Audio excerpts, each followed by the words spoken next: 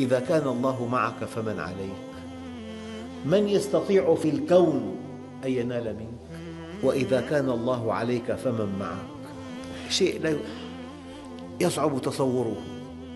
لذلك كن مع الله ترى الله معك، واترك الكل وحاذر طمعك.